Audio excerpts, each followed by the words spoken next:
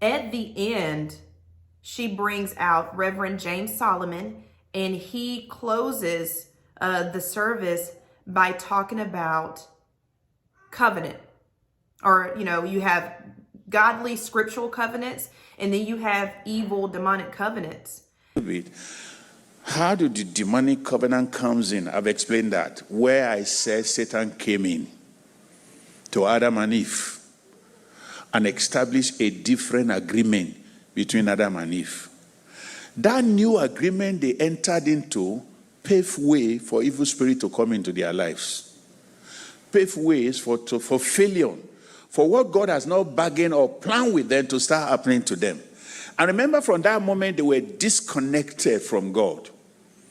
They now sign up into a new agreement. I don't know the agreement you sign up for at any time in your life that is currently crying over you. It shall be broken today.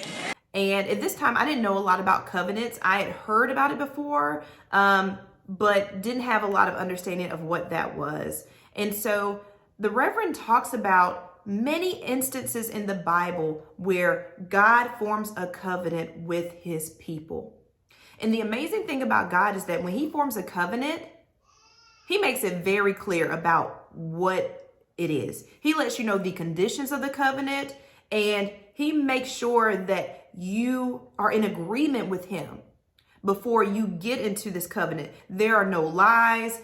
There's no confusion. It's very clear what God expects out of us when a covenant is formed. All right. So to put it into a different context, in the physical world, a covenant is an agreement or a legal contract. And so oftentimes we see covenants in marriage. That's the first covenant I thought about. You're at an altar and you say, I do. All right. So please keep that example in mind because it's going to be very important later on. All right. Another example of a covenant or a legal contract is when you're purchasing a home and you sign a contract with your loan lender. Don't get me started on student loans. Also, think about when we were in college, all right? And credit card companies, they were on the prowl for us. I remember they were posted up at Domino's, waiting us to walk in, and they would be like, hey, do you want to fill out this application for a credit card? If you do, we'll give you a free pizza. And listen, we said, we are hungry, we are poor, sign us up. We were ready, all right? But here's the problem.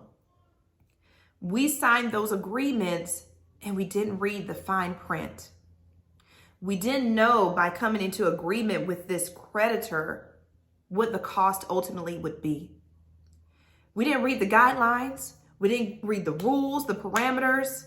We just went after it. But that was the whole point. They knew we were young. They knew we were eager. They knew that we hungered for something. Okay, let's bribe them with food. Let's bribe them with money that they can spend. And we were in.